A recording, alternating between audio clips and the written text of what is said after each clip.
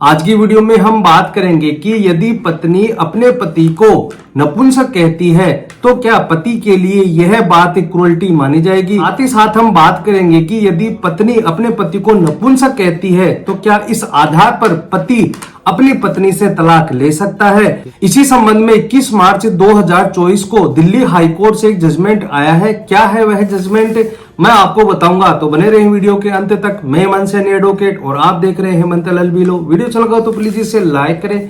अगर आप मुझसे जुड़कर रहना चाहते हैं तो प्लीज चैनल को सब्सक्राइब जरूर करें। दोस्तों सबसे पहले तो हम ये जान लेते हैं कि इस मामले में क्या हुआ था। इस मामले में यह हुआ था कि एक पत्नी के द्वारा अपने पति को बिना किसी आधार पर नपुंसक कहा जाता है और साथ ही साथ पति के द्वारा यह आरोप भी लगाया जाता है कि पत्नी ने मेरे पूरे परिवार के सामने मेरे को नपुंसक कहा और सार्वजनिक रूप से भी मेरे को नपुंसक कहा। साथ ही साथ पति के द्वारा यह कहा जाता है कि पत्नी ने मेरे को अपमानित किया है, मेरे साथ क्रूरता की है।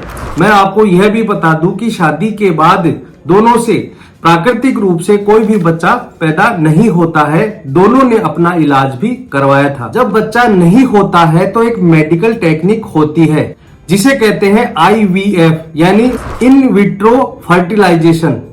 इस टेक्निक से वह पति पत्नी 2 बार गुजर गए फिर भी उनके बच्चा नहीं हुआ।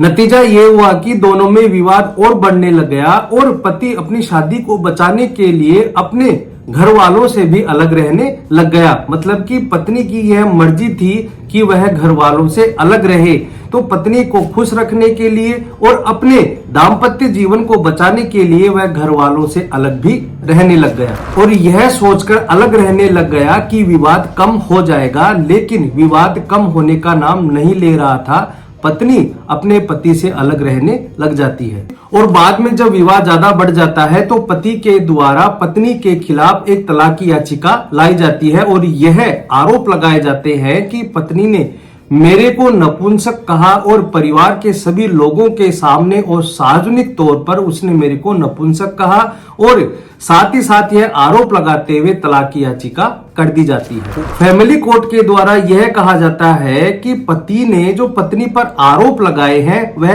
अनिर्दिष्ट थे यानी कि अस्पष्ट थे।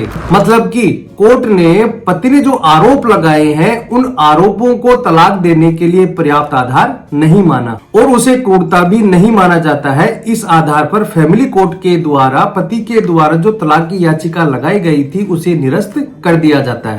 अब इस फैमिली कोर्ट के आदेश के खिलाफ हाई कोर्ट में अपील की जाती है।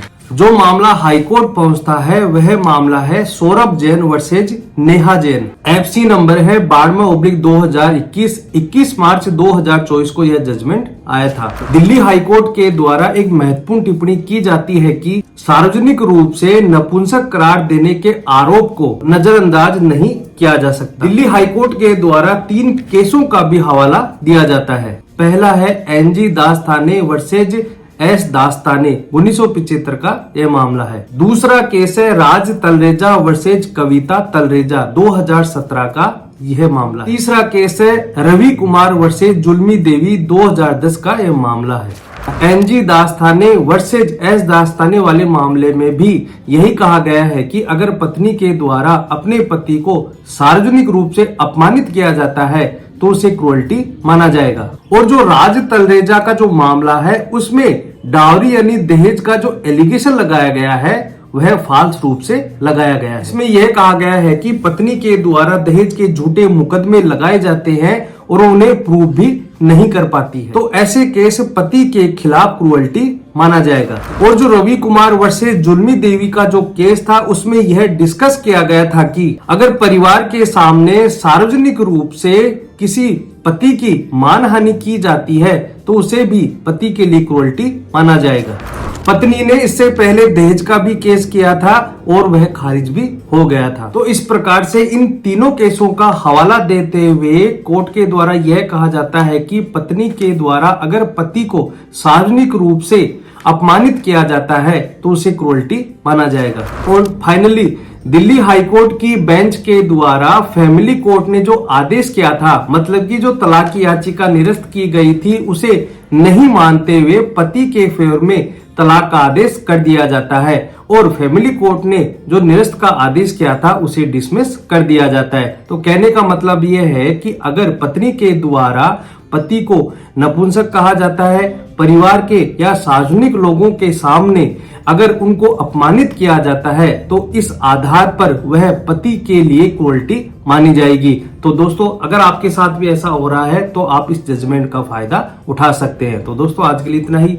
वीडियो अच्छा लगा हो तो प्लीज इसे लाइक करें। अगर आप मुझसे जुड़कर रहना चाहते हैं तो प्लीज चैनल को सब्सक्राइब जरूर करें। अगर आप मुझे फेसबुक और इंस्टाग्राम पर देख रहे हैं तो प्लीज पेज को फॉलो जरूर करें, ताकि ऐसे ही नॉलेजेबल वीडियो मैं आपके लिए लाता रहूं। धन्यवाद।